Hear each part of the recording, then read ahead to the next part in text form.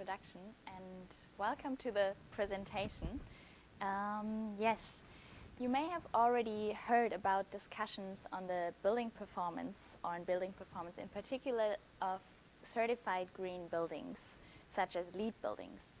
So in today's presentation on the energy performance gaps of certified green building, I'll give you an overview of the energy performance evaluation of 3 sustainable buildings in British Columbia and some of my preliminary findings from my research. So while assessment tools and rating systems such as LEED have brought the green building practice into the conventional marketplace, building owners have increasingly observed a so-called performance gap in their buildings.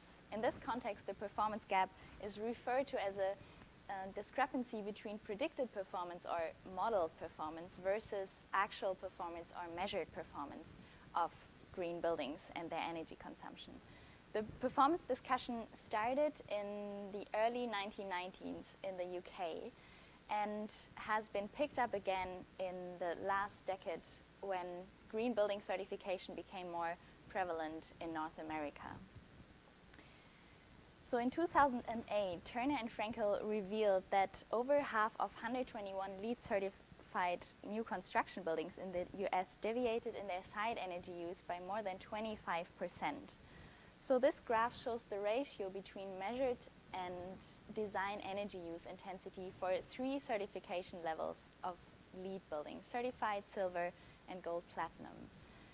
So for all certification levels, buildings deviated from the design predictions, here the blue line, and either performed better than the predictions, here underneath the line, or worse than predicted, above the line. The study also revealed that there was little correlation between the energy credits and the certification level and the actual performance of the buildings.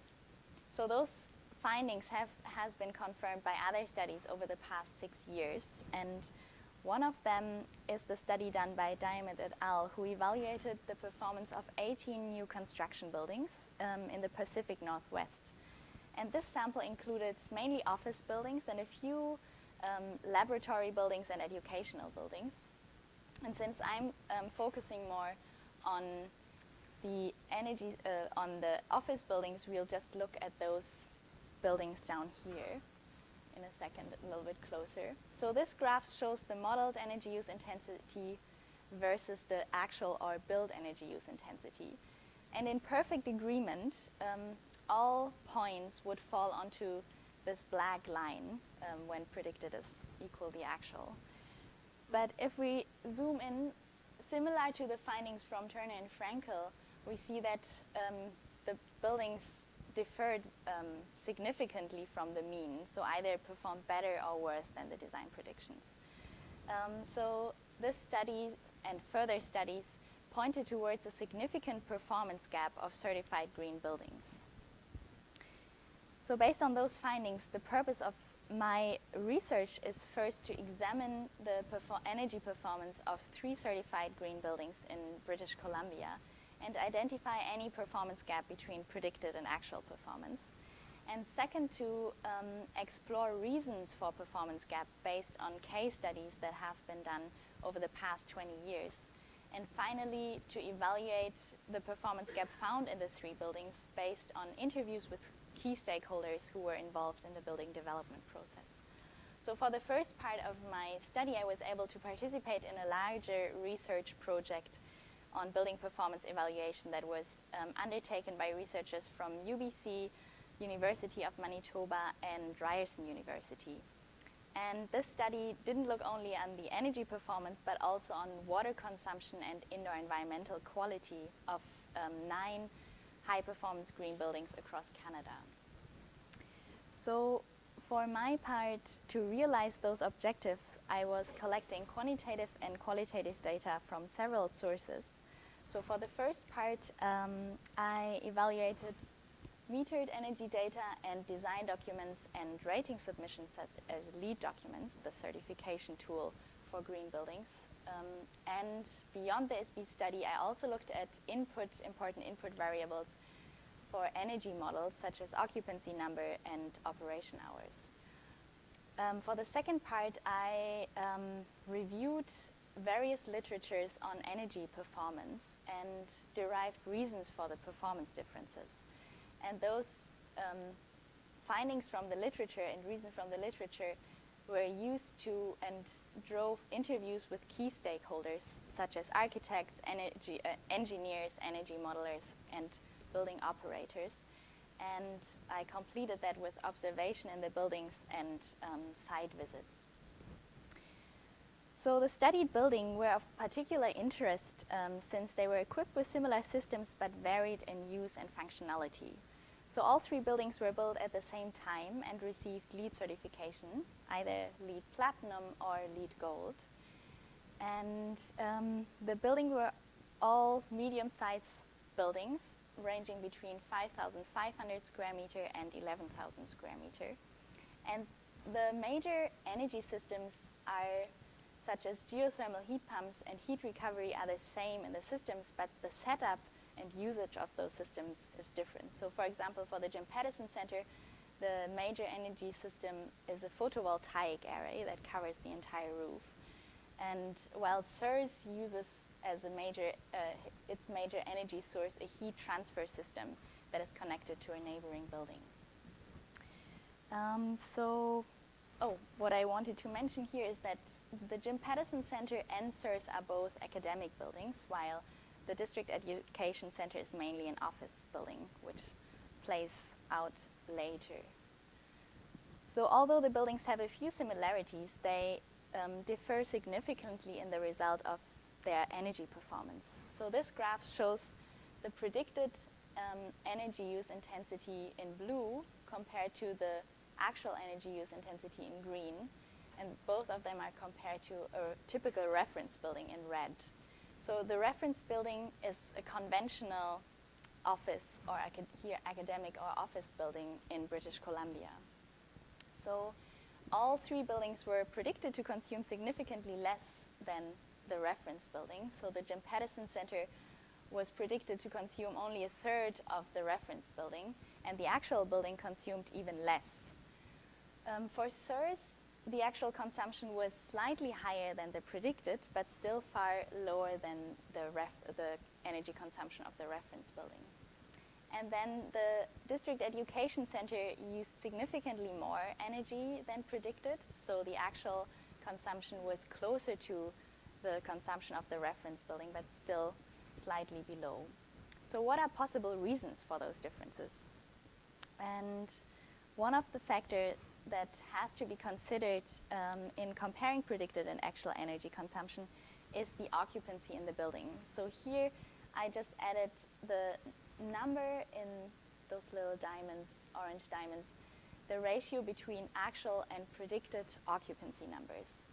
So those points below the line indicate a lower occupancy than predicted, and the point above the line a higher occupancy. So both academic buildings were lower occupied than predicted, while the office building was slightly higher occupied. And for the academic building, it should be noted at this point that the occupancy numbers include students that are using the building. So the schedule and the occupancy numbers vary significantly throughout the year and is often over-predicted in the design. So bear that in mind, and now let's have a look at the detailed buildings, at some more detailed data for each building. So the breakdown in energy systems gives you a better understanding of what the buildings actually consumes. So for the Jim Pattison Center, the actual energy consumption for lighting and plug loads was significantly lower than predicted, while the heating, ventilation, and air conditioning and the use for domestic hot water was higher than predicted. So the lower energy consumption for lighting and plug load is possibly related to the lower occupancy in the building that was 30% lower than predicted. The HVAC system is less impacted by the occupancy, but more dependent on system functionality and actual operation of the building. So for SERS, we got 2 years of actual data thanks to Belgian Tarim Kafka. And opposite to the Jim Pattison Center, SERS consumed more energy for lighting and plug loads, which is surprising since, as we have seen, SERS was also lower occupied than predicted. Further, the building consumed more energy for power transformer and the uninterruptible power supply that wasn't even in the design predictions or the energy model. So moving on to our third and last building, the District Education Center was not sub-metered, so we have only those high resolution data. And although we have no breakdowns, we can see that the building consumed significantly more energy in the second year of operation compared to the first one. So here, what explains those differences in those three buildings, what we didn't see and didn't discuss yet? So as I mentioned earlier, the energy performance has led to discussions about possible reasons in the literature. And those reasons cover all stages of the building development process, starting from design and modeling over construction, commissioning, down to operation of the buildings. So this table summarizes the key lessons and reasons from the literature. And one of the reasons for possible performance gap covering the design is the lack of systematic consideration of performance indicators during the design, such as energy models, contextual site variables, and the user-friendliness of building systems. And on the modeling sides, energy models are often incomplete in their representation of varying building loads in the building new technologies and comfort settings, such as temperature settings. On the construction side, the construction can compromise the design through inaccurate installation of building systems and change orders during the construction process. And often there's a lack of thorough commissioning of innovative building systems, so system flaws are not discovered that should be covered in the commissioning process. And finally, operation and occupancy often changes after the fact that the building is operating and affect the actual consumption of the building. So I'm still evaluating the interviews, or those 5 categories led the interview questions that I conducted with designers, energy modelers, construction managers, commissioning agents, and building operators. And I'm still evaluating those interviews, so my findings are very preliminary, but most of those findings have been confirmed for all 3 building cases. So this graph highlights the points for the Jim Pattison Center that has been the reasons that has been found. And for the modeling for the Jim Pattison Center, it was surprising that, or not surprising, but the new technologies in the building were not represented in the energy model. So for example, the large PV array that the building used was not part of the energy model, but calculations for the consumption of the PV array was only done outside of the energy model, so not really part of those design predictions. On the commissioning side, we had a similar issues again with the PV array, which was one of the major innovative features of the building, and that was actually not commissioned by the commissioning agent because they had no expertise, but it was only commissioned by the technology provider, so not third-party reviewed. On the operation and user side, the building was used fairly similar to the design intent, but the occupancy was much lower, so that affected the consumption itself again. For SERS, the SERS building reasons were found for the design, modeling, commissioning, and operation of the building. And for the design, there was a lack of considering contextual variables. So as some of you might know, the major energy provider, the heat transfer system, didn't work as intended in the design. And that was partly due because there was a lack of data and information about the existing system during the design stage. So data were only collected later in the construction phase, and then once they checked it again, once the building was operating, there were actually differences from the data that they predicted in the beginning. On the commissioning side, we had, again, issues in commissioning innovative design features such as lighting control systems. We had a wonderful anecdotal story from a previous student from John who discovered that in 2 bathrooms there was only one light switch controlling both bathrooms. So if you turn it off in one bathroom, the other one was dark as well. So yeah, issues like that. And operation and usage changed as well. And for this building, it was particularly difficult to operate systems like the wastewater treatment plant because there were special requirements needed to operate the system that were not available at UBC. So for the District Education Center, reasons for the performance gap were found in all 5 categories. And just to highlight a few things, the design was very innovative as well. They used very complex systems, but the system setup wasn't very user-friendly, and that affected later, once the building was operating, the entire operation. So people weren't trained enough. For construction, it was challenging for the construction team to actually implement innovative design features, so they were not installed correctly. So some of the valves were installed backwards in the building, so they pumped a lot of energy through the water pipes, which required a huge amount of energy in the first year of operation. So those malfunctioning systems were not detected in commissioning, and thus the operation in the end changed significantly from the design intent, and some systems couldn't be used.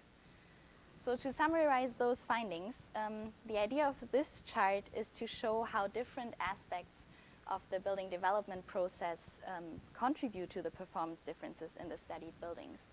So this is the ideal case, which shows that predicted energy use coming from the left is the same as the actual energy use in the building. However, as we have seen from the 3 building cases, the actual consumption of the buildings differed significantly from the predictions.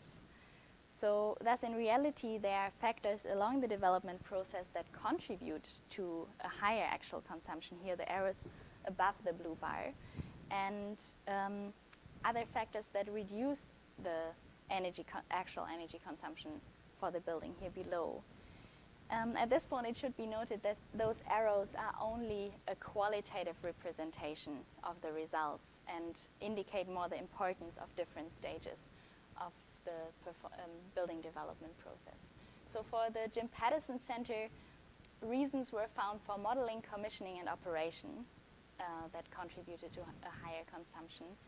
And the design was quite successful for this building, so it didn't appear here because although they had a very tight timeline, the team worked really well together, and they didn't work in silos, what is the usual approach. So a great feedback from different stakeholders that I got. On the occupant side, actual occupancy numbers were lower, so the building consumed less energy for lighting and plug loads.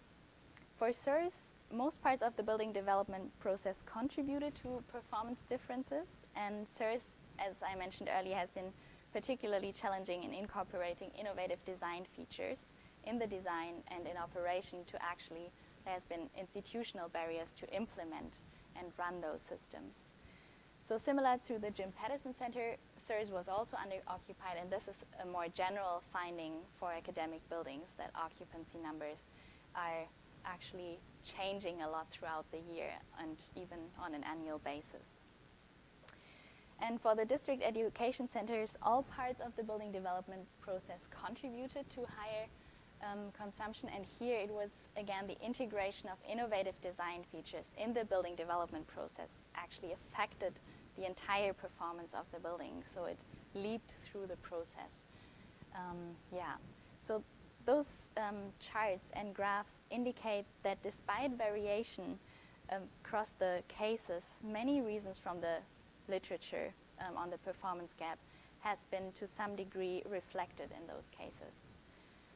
So to summarize those preliminary findings, what were key lessons learned? So first of all, in the design, the user-friendly design and innovative building systems has been key or are key for a successful building operation that affects the entire life cycle once the building is operating, so the main part of the building's lifetime.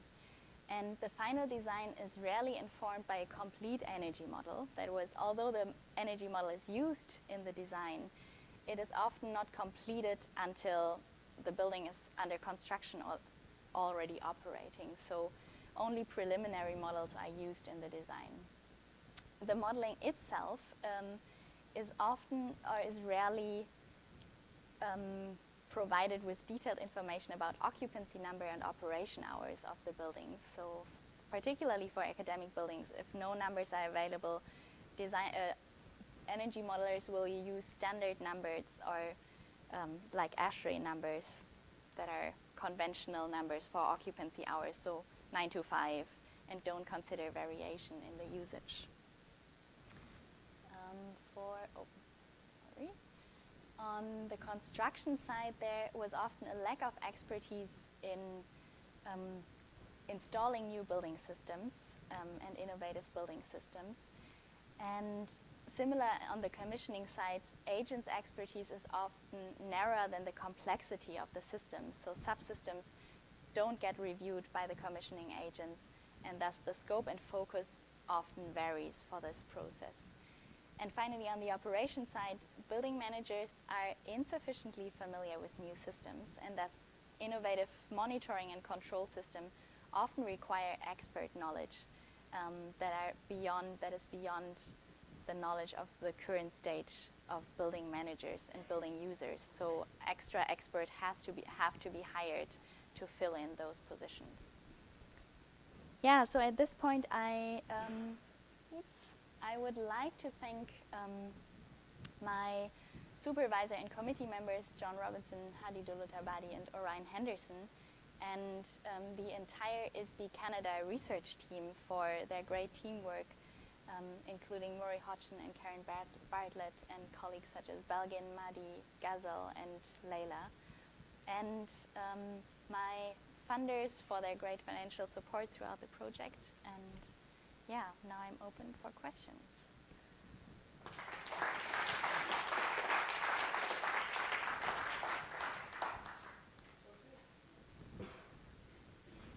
Yes.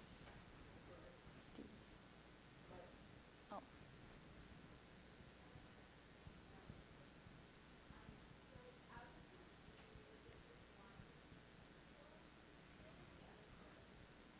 Yes. Like the question is whether only one is a commercial building and the other educational.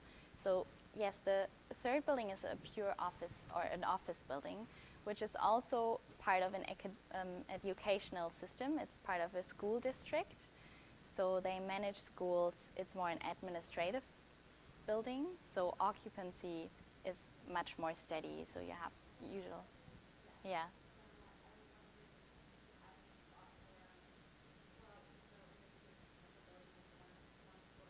Yes.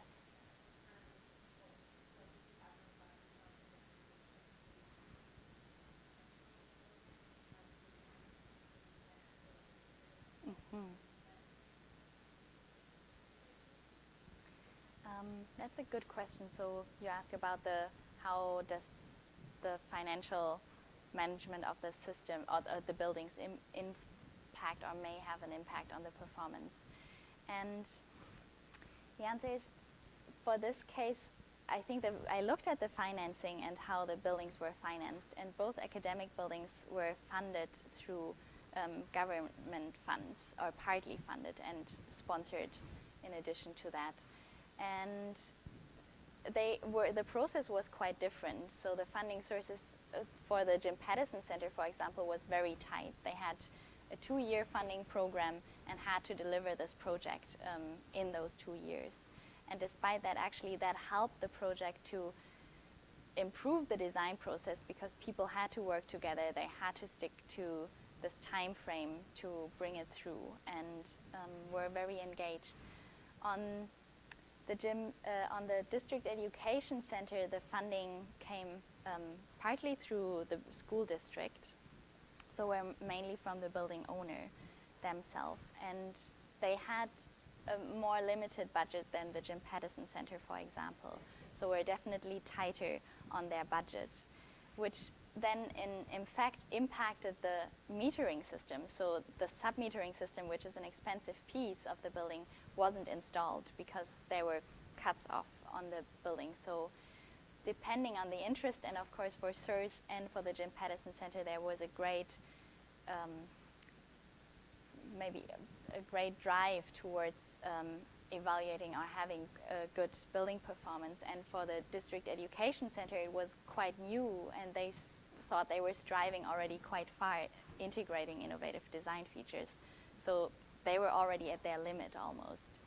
So there is definitely that side that impacts the performance and what is provided in information on the information side of the building.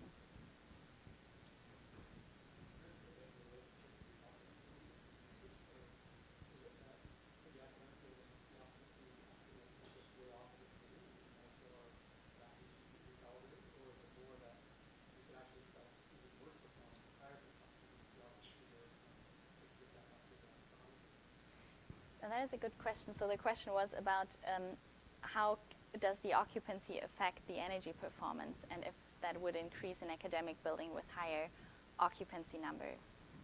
And one of the, like for your first part of the question, so the design predictions for both academic buildings assumed fairly like the maximum standard of used space. So for SIRS, it has a huge theater with 400 seats or more than 400 seats. So the energy model predicted that the building, the theater would be always full. If we look at enrollment values, the numbers are definitely lower. And then, so we have the enrollment numbers, which are already lower, around 300 and lower. And then if we look at actual student numbers who are there, that another student from John actually looked at, the actual numbers were even lower than the enrollment numbers, because not all students show up, especially in those large classes. So there is definitely a discrepancy, and if the building owner don't provide information to the energy modeler, they just try to do their best based on what they have. For the so the energy, because on the question of how that would that impact if that increases the energy consumption, for SIRS, the energy consumption could actually increase, because although the building is naturally ventilated, the theater is the only place that is has a mechanical ventilation system, and actually the ventilation system is turned on once based on the CO2 level in the room. So if there's more occupancy, there is also more fan work and so more energy consumption. For the Jim Pattison Center, it wouldn't impact so much because it's still a naturally ventilated building, and it would only differ in the energy consumption if the building would operate longer hours, because, for example, lighting is all turned off and on with sensors, so they are very good in energy savings once they stay in this predicted operation hours, and so the number doesn't matter that much.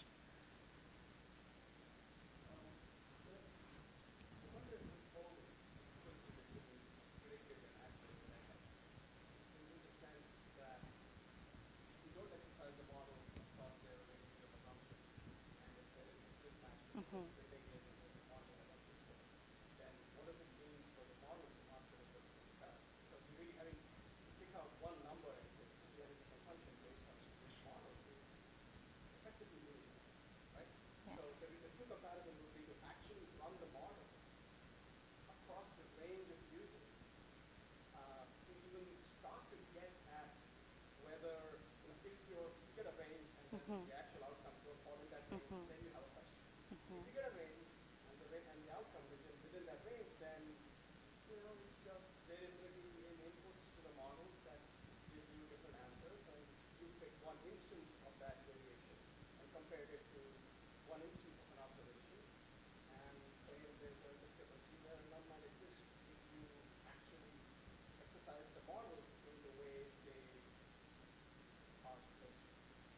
Yes, so the question here, that's a good point Milind just made about how accurate the predicted and energy models actually are, and if it makes sense to compare those with one measurement or the actual measured performance. And to talk to that, the energy model is an important point, and that explains a large part of the performance gap. So there are the models that are there for the design predictions, and you can have as design models, as build models.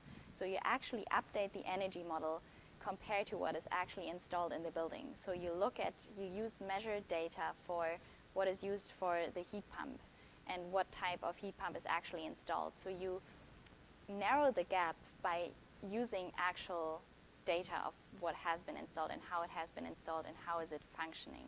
So that has been done for SIRS. But this is a very detailed process and is often not done for buildings because it's quite time consuming and expensive to do it just for fun. And often you don't have actual metering systems in the building. So for SIRS we had 3,000 measuring points and could actually do that as build model. But if you don't have that, you need to install sub-metering systems to actually evaluate the actual performance of the building. And then the question is, okay, what is the importance in general of an energy model or design predictions? And I think what I found out, the importance of that is that in some way you want to predict and be able to predict what are our buildings consuming, and are they reliable? And as we have seen, they're not. Like, you as a building owner, you won't know if your green building will perform and use much more energy or less. So there is a huge variation, and so I think it's still important to get good energy models that are close to the design. So they have to be informed by the design, and they have to be informed by the building owner for occupancy numbers and actual systems installed. And then the process is that the energy model is currently more following the design and trying to keep up with what is changing, but it's not informing the design. So how do we actually make use of those technologies and knowledge that we have to predict and improve the energy performance? And that is not only the case for green buildings, but also for our conventional buildings, because they take up so much energy on the national and international scale. So yeah, I think that's a valuable point.